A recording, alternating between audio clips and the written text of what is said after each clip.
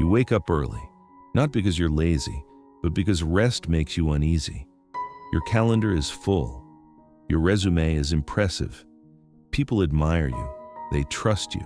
They depend on you. They call you capable, strong, reliable. And yet, somewhere in the quiet moments, when no one is watching, there's a whisper inside you that says, if they really knew me, this would all fall apart. You don't feel successful. You feel exposed. Every achievement feels temporary. Every compliment feels misplaced. Not because you lack skill, but because your nervous system never learned how to feel safe without proving something. This is the paradox no one talks about. The very thing that helped you survive is now the thing that's slowly exhausting you. Your competence became your armor. Your excellence became your hiding place. You didn't become successful to feel powerful. You became successful to feel safe. And now you're terrified of stopping, because stopping feels like disappearing. This is not a confidence issue. This is a survival strategy, and it has a name.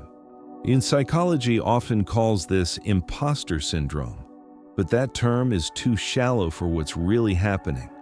What you're experiencing is better understood as the Mask of Competence, a psychological structure built early in life where worth becomes conditional. I am valued if I perform. I am accepted if I succeed. I am safe if I am useful. Over time, this forms conditional self-worth, a system where your identity is fused with output. But you are not a person who does things. You are a person who is what they do. Carl Jung referred to this as the false self, a socially acceptable identity crafted to secure belonging, often at the cost of authenticity. Neurologically, this creates a dopamine loop of validation. Praise becomes relief. Achievement becomes regulation. Rest becomes threat. Your nervous system learns stillness equals danger. Performance equals safety. So you stay busy, not because you want to, but because slowing down feels like stepping into free fall. Here's the grief no one sees. You don't enjoy your achievements. You survive them. You don't celebrate milestones. You brace for exposure. There's a quiet mourning that follows you. The grief of never being met without the mask. The grief of being loved for what you provide, not who you are. The grief of rest that never feels earned. Philosophers have warned about this for centuries. Jung once said, "The most terrifying thing is to accept oneself completely." Because for someone like you, acceptance feels like abandonment. If you stop striving, who are you? If you rest, will you still be wanted? If you show uncertainty, will you still belong? So even joy becomes strategic. Even vulnerability becomes calculated. Even love feels conditional. You are exhausted, not from doing too much, but from never being allowed to be unfinished. This pattern doesn't disappear in adulthood. It just becomes more sophisticated.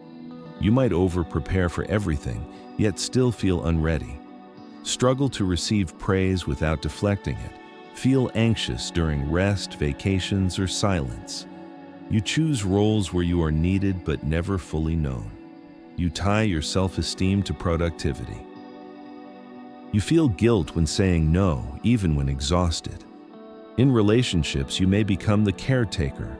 In careers, the overperformer. Internally, the harshest critic. These are not personality traits. They are coping strategies. Healing doesn't begin by fixing them. It begins by witnessing them, not gaslighting yourself, not minimizing your pain, but gently acknowledging, this behavior once protected me, and now it's asking to be retired. Healing is not about becoming less competent. It's about becoming less afraid. It involves reparenting the part of you that learned, I must earn my place. It involves shadow work, meeting the parts of you that feel unworthy without performance. It involves choosing softness without justification, rest without explanation, existence without proof. You don't need to remove the mask violently. You loosen it slowly, in safe spaces, with safe people, with yourself. Because the goal was never to be impressive. The goal was to be whole. And wholeness doesn't require excellence, it requires presence. You were never a fraud. You were a child who learned how to survive, and you are allowed now to live. If this resonated with you, share it. Not because it's perfect, but because someone else is still wearing the mask alone. And maybe, just maybe, this helps them breathe. Thank you for watching. If you are ready to put down the heavy weight of performance, I invite you to comment the phrase, "I am enough." Let this be your first act of existence without proof. The goal was never to fit in. If this analysis resonated with you, share it with someone who needs to hear it. And if you are ready to understand the hidden parts of your own mind, subscribe to the Psyche Archive. Welcome home.